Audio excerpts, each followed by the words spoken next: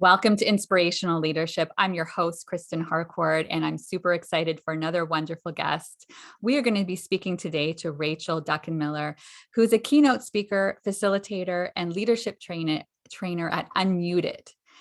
Living an unmuted life is about uncovering your blind spots, illuminating your strengths, asking for what you need and want at work and at home, expressing yourself creatively, giving yourself permission to feel, advocating for yourself and others, doing more of what brings you joy, and expressing gratitude. Living unmuted is also about listening to your body and what it needs so you don't end up sick and burned out. So everybody who's listened to this show knows that everything that Rachel is talking about in her bio here around unmuted is my language that I talk about all the time. So super excited to dig into this conversation. Welcome to the show, Rachel. Thanks so much. Appreciate that. So Rachel, as a starting point, the audience always wants to have a chance to get to know you a little bit better in your story and what got you to this work that you're doing in the world. So you can start as early as Rachel, the 2-year-old, or whatever makes most sense in terms of those poignant points on your journey that got you to where you are today. Yeah, so I'm one of three, was born and raised in Baltimore, Maryland by parents who were teachers formerly, and then both are business owners. So I grew up in a home where I just saw people doing what they enjoyed, and I saw them having self-directed autonomous lives, and I just thought that was normal, which I've come to realize that's like not normal. Most people see at least one of their parents sort of like slog through work and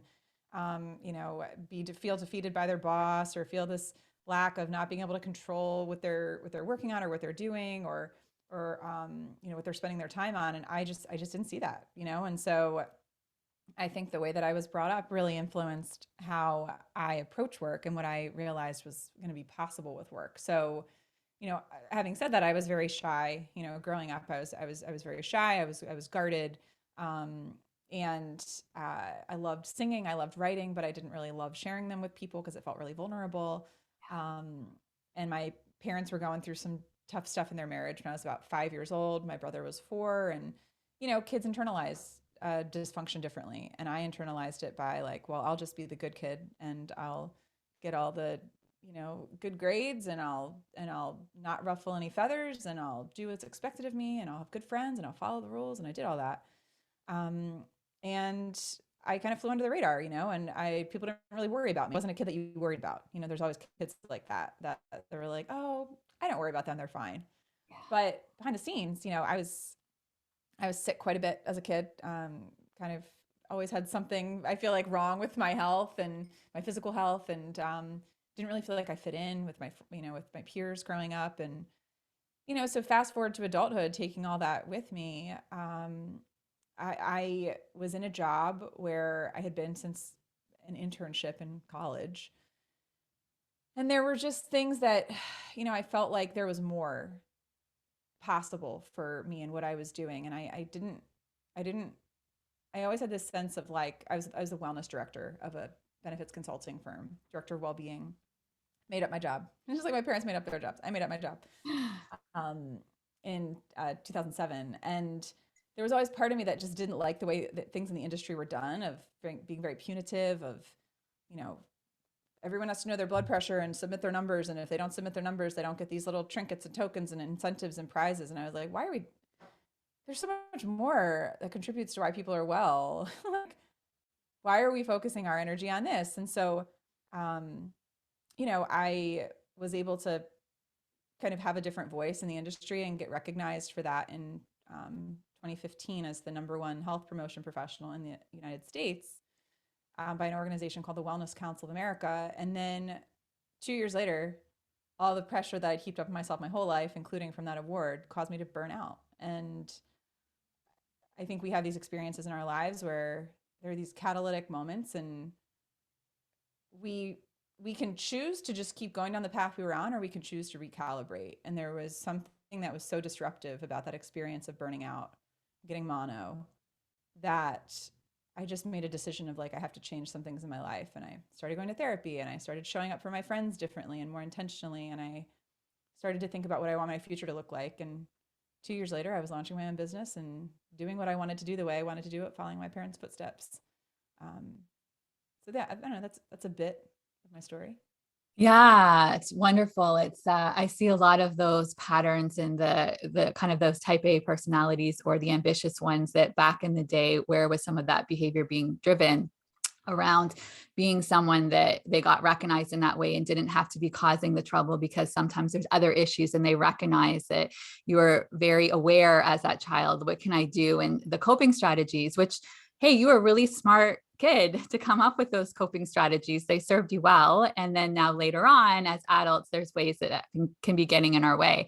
And so something that shows up for me, even as you're talking about that one, is I think a lot of high performers can be coming from that ambition and the drive that can serve them well. And they're doing stuff that they're passionate about. But as you're sharing with your story, it starts to go past this line where it starts to result in some of this burnout. And also recognizing that this more, there's never going to be enough, right? If that's what's driving the behavior. And I'm sure as you went on your journey of self-awareness and understood what some of that behavior was, you made some changes. What do you think are some of those ways? And part of your catalyst was getting mono, but for people who might not have something that's creating that poignant moment for them, to help them recognize how much the burnout is going to perhaps in the future result in them having a lot of regrets around where they're spending their time and energy. How can they start to think about this differently? I mean, I think a lot of it, when we're in these moments, we're blind to our own dysfunction. We don't realize, we justify. We're like, well, you don't understand. If I don't do this, then it doesn't get done. Or nobody else can do it quite the way that I can do it. Or just one more, like, oh, let me just get through this. Let me just get through this. And then I'll take a break. And then I'll take a vacation.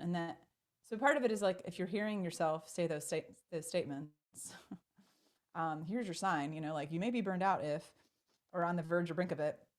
So I think a lot of it is just, is having an honest conversation with the people in your life that you care about the most, who are, like, often, if not always, the most affected by us. Like, when we drive ourselves into the ground, the people that we care about the most are often neglected. So for instance, I think about my husband, who was so great. He's an elementary school teacher, and he was just really present for me the whole time I was going through this experience.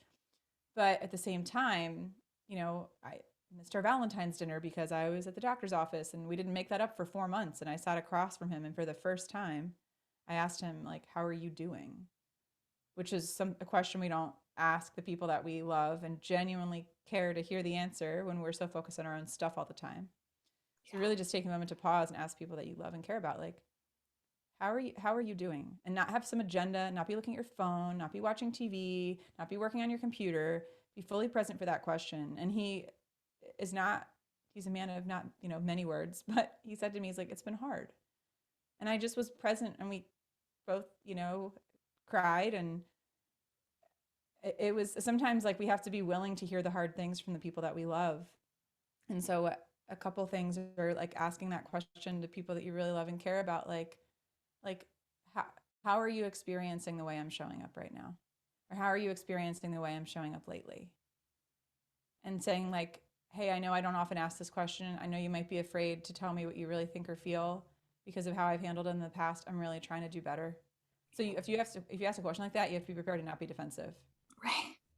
Like, which is really hard, because when you're burned out, you're irritable and you're negative and you're cynical. It's like part of what burnout is. And so to be mindful of asking that question when you're in, like, your best state of mind,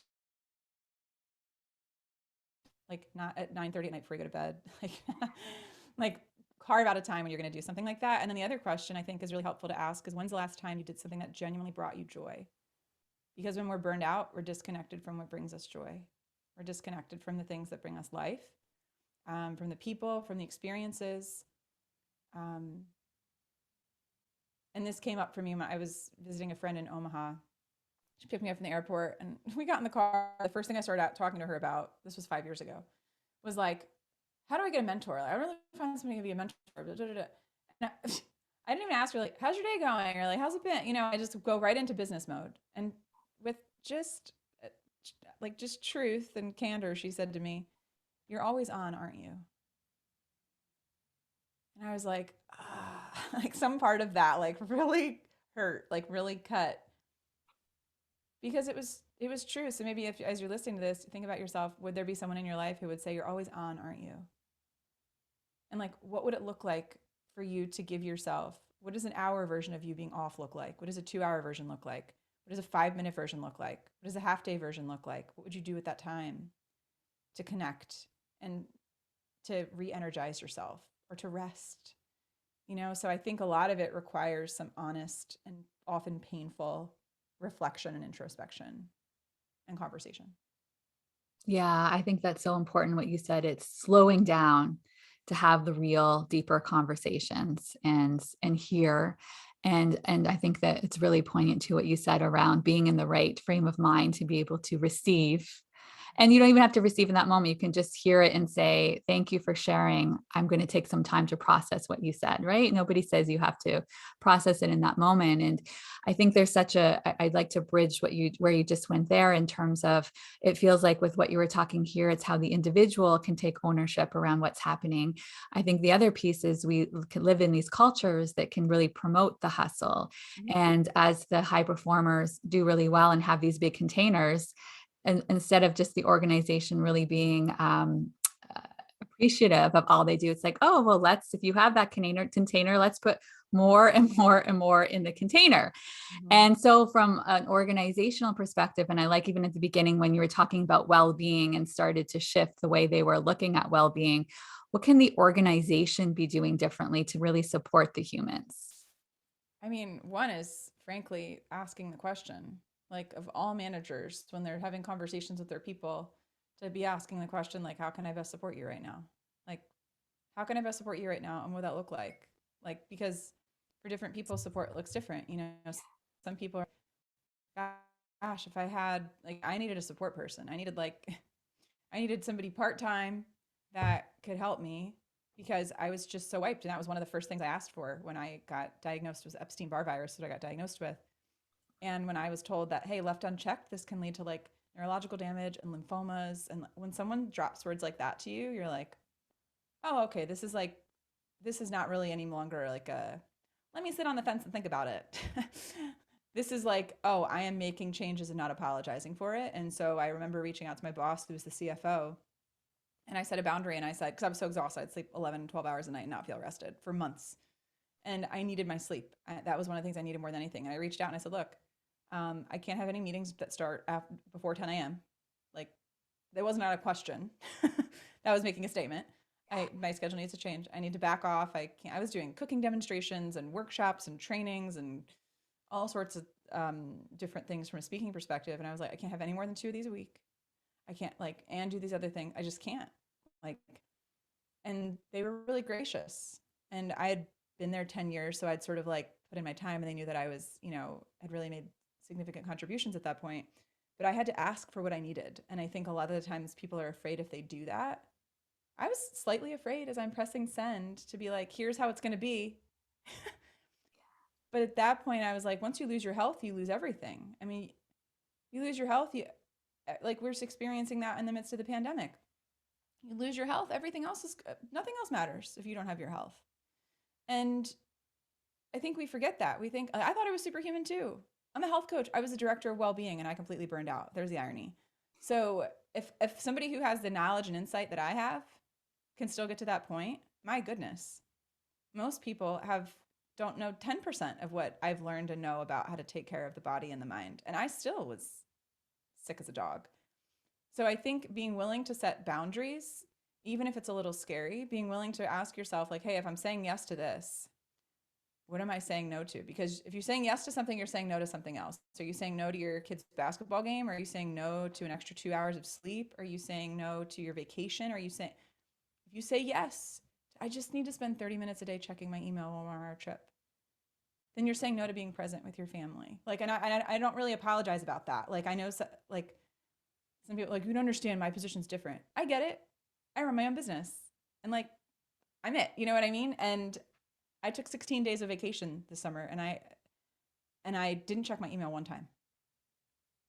And I have an assistant, right? Part of it is like, you have to be able to delegate and entrust things to people that you've hired. And to prepare for when you're going to do something like that, so you can fully be present with the people you care about. And my husband, and like, it was our 10th wedding anniversary. You know what I mean? I'm like, is there anything more important in this moment than this? Truly? Like, we lose sight of what really matters because we get distracted by what we think matters more. And I was like, I missed Valentine's Day 5 years ago. I'm not going to not be present for my 10th wedding anniversary because of work.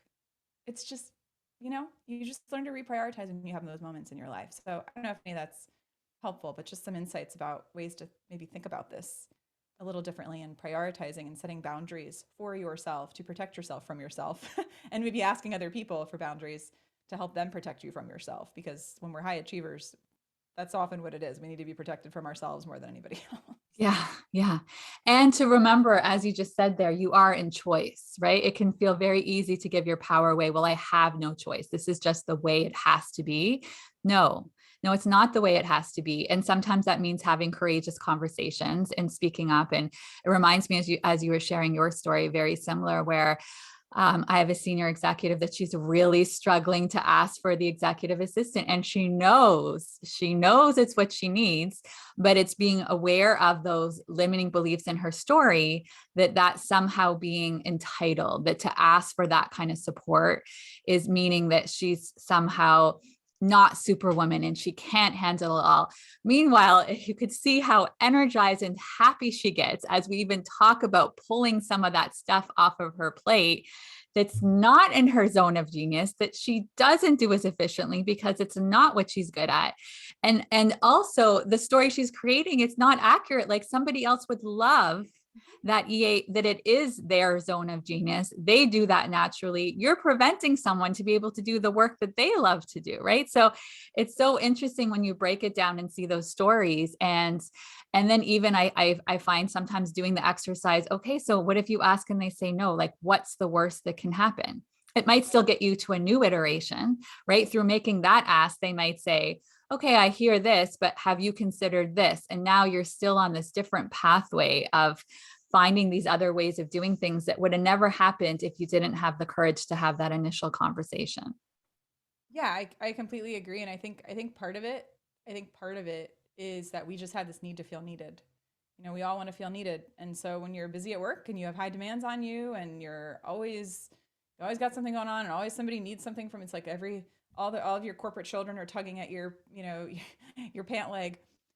There's something that the ego like we loves about feeling needed that much. And I think we forget we're also needed outside of work.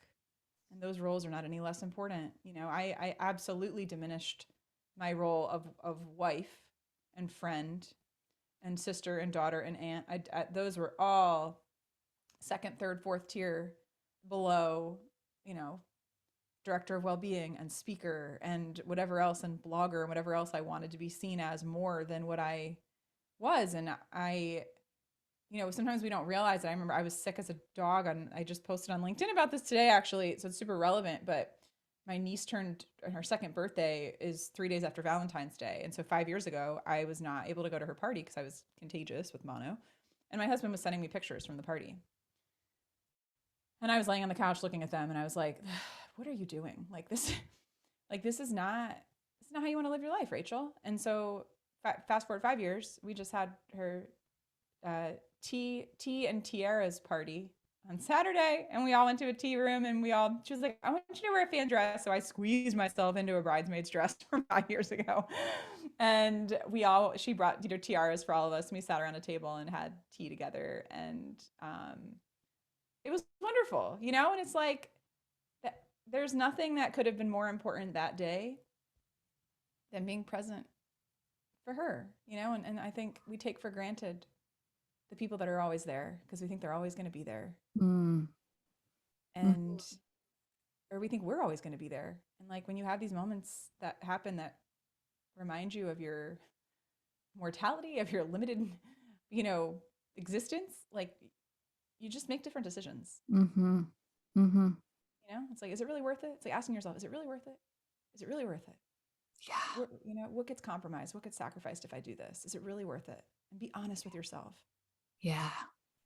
Yeah, absolutely. When you look back at it, you're not going to think to yourself, I should have been working harder and not going to the party with my niece. That's not going to be that's not going to be the story that's there. And so wait, what do you find, Rachel, when you think about the different ways you're working with organizations and leaders? And I know you've started to talk a lot about this right now. What else would you like to see more of or less of in organizations? I mean, geez, I'd like to see organizations recognize that. I mean, I saw this all the time because I worked in the wellness industry. I'm still have a toe in it, because of the nature of what I do. It's forever. It's my roots. I've been in the space for 16 years. Yeah. Um, I've gotten to influence the industry. That's really cool to be in that position of being able to influence an industry. But I think that organizations focus way too much on surface level things and don't get to the root of it. So for instance, it's like, oh, well, we gave everybody a subscription to Headspace and we gave them an EAP. So we're taking care of their mental health. No, you're not. Not that those things don't matter. Fine. But they are so inadequate to address what most people are dealing with. So when I'm doing work with managers and leaders, so much of it is around helping them to be better humans, because frankly, most of them get to where they are. We know this because they're technically good at what they do and they don't have any skills, or they don't have built up skills around how to be compassionate or how to be caring or how to demonstrate some degree of curiosity or have a consciousness of their own brain and how it's affected, and whether what causes them to be reactive and what causes them to come from a place of being more intentional and responsive. Most human beings, much less leaders, have any insight about how any of that works. And I think organizations do a great disservice when they don't prioritize training their leaders around those areas, because so much of the mental health challenges that people are having at work, I think they're being driven by a lot of things. But one of the things they're being driven by is ineffective, or frankly, in a lot of situations, toxic leaders that are not letting their people set boundaries, that are overstepping things, that are interrupting people on their vacations, that are, emailing people at 8 o'clock on a Saturday night and expecting a response in 10 minutes. No, this cannot be the way that we do things, So I think part of it are leaders to take the time to get really curious with their people of, hey, what are we doing as an organization that's working to support you? You don't have to figure this all out at the top. I mean, asking your people, hey, what are we doing as a company that's really working in the way of supporting you? And what could we be doing better? What could we do? What if you could wave a magic wand and change 1, 2, 3 things within this organization? What would you change? What would you change first? What would be the first thing? If you only change one thing, what would one thing that you would change about the way that we communicate, about the way that we're structured, about the way that workflow happens? Pick any one of those variables and ask your own people to weigh in, because they're the ones doing the work and they're the ones that are affected by it. And I don't think companies, they don't do that enough. They don't ask their own people for insight. Those are the people that have the most to offer, more than a consultant does. Not that we don't want work, but your own people have a lot of insight that you have not even touched. And so I think just being willing to have those honest conversations, being willing to, as part of performance review process, asking people, what additional support or training do you need to be able to do your job more effectively? Right? What staffing or support would, if you could wave a magic wand, would you like that would free you up to do more of the things that you do well? How can I support you to make sure that you are giving yourself a bona fide vacation and really taking time off? How can I better support you? How can I communicate with you in a way that you best receive? It's really all rooted in curiosity, is what so much of it is. And I just think people are so go, go, go, go, go, go, go, go in the moment that they just don't think. I don't think much of it's malicious. I really don't. I think you have a bunch of traumatized adults that had their traumas as kids that never got dealt with, that all need therapy, that are bringing their dysfunction into the workplace, and it's causing them to act out with each other. It's just the workplace is just a bunch of 5-year-olds playing this, trying to figure out how to play in a sandbox together, and they don't really know how to do it, and it's how can we guide them to do that more effectively? And it starts with getting curious and genuinely curious and listening. Yeah, I agree completely. It's around asking those questions. And as you were saying, that was reminding me for when you were talking about you as an individual, asking the people you love and then listening and not getting defensive. I think it's the same. It's the same advice for the organization. Don't ask, because I've heard this. Well, they said this. That's not true. That's not. I think you're missing the point. That person is sharing their experience. Yeah. And whether you feel like they should feel the way they feel or not is not the part of this. So it's asking from a place of curiosity, being open, and then doing something with the information that you're getting back.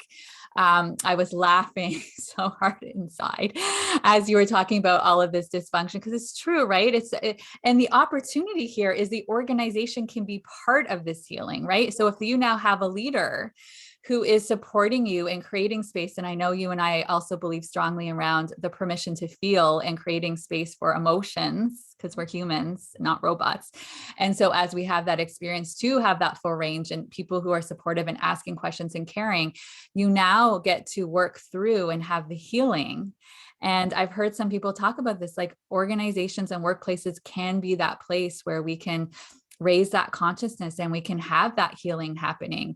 And it's a choice. And it's I get so excited when I think about, even instead of talking about this great resignation, instead calling it the great awakening. And that's what it can be, both for the organizational level and the individual level. This can be an awakening. And let's also recognize that it's a process, right? We're all a work in progress, but at least taking the steps in that direction can have an amazing outcome. Yeah. There's a book based on what you're saying that it's not for the faint of heart. It's like, if you're going to do it, you got to be committed to it. But there's a book by Robert Keegan and Lisa Leahy out of Harvard, Immunity to Change. And this book is like, if you're willing to do the work, this book can be transformational. I had a coach reach out to me, not knowing I was going through burnout 5 years ago. Yeah. And she reached out to me and she was like getting trained in that, certified, and just like, I need some guinea pigs. Want to be a guinea pig? And I was like, well, shoot. I mean, whatever the heck I'm doing isn't working. So sure, let me be a guinea pig. Yeah. And walking through that process of really understanding, what are the fears that we have and how does that drive our behavior and how do we really want it to be? And what are the invisible commitments we're making to ourselves? And what is the big assumption that underlies all of that? And how does that affect how we show up? And that was a really catalytic part of my healing journey of going through that painful, honest, like we have to be willing to be so honest about ourselves in a way that makes us like just painfully uncomfortable. But man, I can't think of any truly transformational experience I've had as an individual, as a leader, without being willing to like be in some degree of discomfort and pain as I look at myself in the most honest way that I can. It's hard. It is not for the faint of heart. It is for the courageous who are willing to do this work. But man, it helps your whole life. It has a ripple effect in your whole life, in your health, in your relationships at home, and in your work when you're willing to dive deep in stuff like this. So that would be a book I'd recommend listeners check out, is Immunity to Change. Yeah, absolutely. And I'll have that in the show notes. And I've heard of it. I haven't read it yet. It was reminding me too, as you were saying that, to the messiness and the pain, and that we're also designed to be part of that pain because it's what happens on the other side. And I think of Brene when she talks about Brene Brown breakdown. Instead of a breakdown, it was a breakthrough, right? And those breakthroughs happen in those breakdown moments when you're taking off these layers of protection that were created that are no longer serving you. And I think that brings me where I like to go for our next question around creative expression. I love what you've been talking about there, and you've been sharing some great posts and challenging people to do that one thing where they can have the creative expression. I know for you, it was finding your voice more through writing and through singing and incorporating that even in your keynotes. So in order to encourage our listeners to get a little bit more in touch with that part of themselves around creative expression, because I truly believe we're all creative and we're all hungering to be able to share in the world in that way. How would you invite them in to have a little bit more creative expression in their, I would say, not just their personal life, but within their business life as well? I think part of it is some people just need to like reframe their hangups around the word creative, because I think when we think of the word creative, we think of like an artist, right? Like, oh, somebody who is naturally skilled at painting or sculpting or drawing or whatever, right? Like we have this idea of what an artist is and what is somebody who is creative. And it's like somebody who is creative is just creating something. Like you could be creating an idea, you could be creating a combination of words, you could be creating a form of movement. You could, I mean, it's like so expansive what our understanding of creative can be. So I think that's why I often like talk about in terms of like expression. Like people I think are more familiar and comfortable with like what it is to express something as opposed to create something, but expression is just a form of creation. So I would say really think through what is something, what did you like to do? What did you like to build? What did you like to, how did you like to express yourself, even if it was to nobody else but yourself when you were little? Because I think I mean, there's these things that are in us. Like when we're little, we're our least judgmental and least typically self-conscious. And so that's when like our most natural like selves come out. And so for me, you know, the thing I always loved, I did like to draw, but I really loved to write. I mean, I have a story in my basement that says it's called The Dare by Rachel Bryant, my maiden name. Rachel Bryant, age 9. I felt the need to write my age on the top of this paper. Like I wrote poems, you know, I loved writing. I loved you know, manipulating words to express something. I've always loved doing that. And so it's like we look back at these things in our past. What are the indicators in your past? Even ask people that you're friends with or a sibling or a parent if they're still around, like, what did I like to do to express myself? You know, and I think back, I loved singing, but again, not in front of other people, for an audience of one. I loved, you know, writing. And I do both those things now, you know, I mean, it took a time. I mean, a semester abroad in Spain was very catalytic for me to get a bit more such expressive culture, vibrant, alive culture. I came back from that. I was changed. I was a different person. And that's when I started trying out for solos for gospel choir and then kind of progressively built on singing. And now 17 years later, I'm taking voice lessons for the first time since my senior year of high school, which has been really fun. And I'm 20 years later, actually. And, you know, now I'm integrating that into the work that I do, which is super joyful for me. I mean, it's so fun. My husband and I connected through music as well. So we enjoy singing. So, and playing instruments. My instrument's my voice. I don't play anything else, but he plays a bunch of stuff. So I'd say like, think back, like what was something that brought you joy when you were younger and like set a timer for 5 or 10 minutes and just write about it. What do you remember about that? What do you remember about what was it about that you enjoyed? And what is a small version of that? What does a 5 or 10-minute version of that look like now as an adult that you could somehow integrate into what you do at work or outside of that? It doesn't have to be. We can't always take our talents in. Like I didn't do singing at all at my corporate job of 13 years. I didn't start doing that till I left. You know, so but I still enjoyed singing like at church or another way. I still had other forms of expression for that, outlets for that expression, even if it wasn't in my job. And then eventually I found a way to integrate it, you know? So I think just being patient with yourself and being curious and being willing to explore. And I don't know, that's what I would say. Yeah, some great insight. I'm sure people are going to be doing that exercise this week that are listening. So Rachel, as we wrap up today's episode, I always like to give you an opportunity to share whatever is on your mind as a final thoughts. You know, I think so much of leadership, and I know that you align with this too, starts with self-leadership. And that doesn't mean that you have to do the work by yourself. I think so often, right, as leaders, there's this, well, I have to figure this out. Yeah. You can figure this out in community.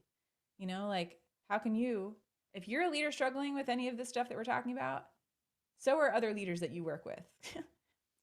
Are you willing to take initiative and to be courageous and to reach out to at least maybe even one other colleague and be like, hey, I'm struggling. There's something I'm struggling with. Do you ever struggle with this?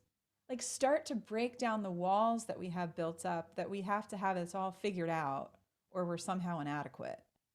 That's a bunch of nonsense. It is a bunch of nonsense. Like, and it's just a story that we're telling ourselves. And so how can we even take that one step to reach out to one person that we feel somewhat safe with at work? Say, hey, I'm struggling with this. Would you want to like buddy up and just share insights or maybe explore this a bit more about how we could get better at this. And then maybe you bring another person into your conversation. And then maybe you bring another person. I think that, and then if you need to bring somebody like Kristen or I in to help facilitate any of that, like we love doing that.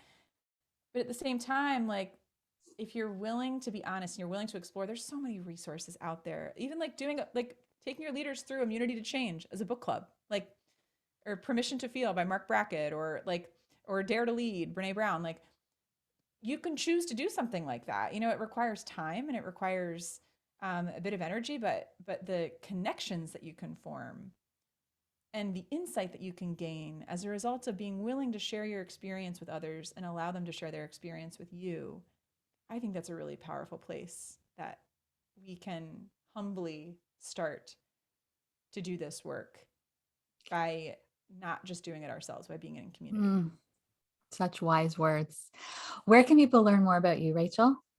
You can find me on my website, which is unmutedlife.com. I'm also on LinkedIn a lot. I have a biweekly LinkedIn newsletter called Unmute Yourself. Then I have a biweekly LinkedIn live show called Unmute Yourself every other Monday. And then also if you hang out on Instagram, I'm on Instagram at Unmuted Life as well. So nice.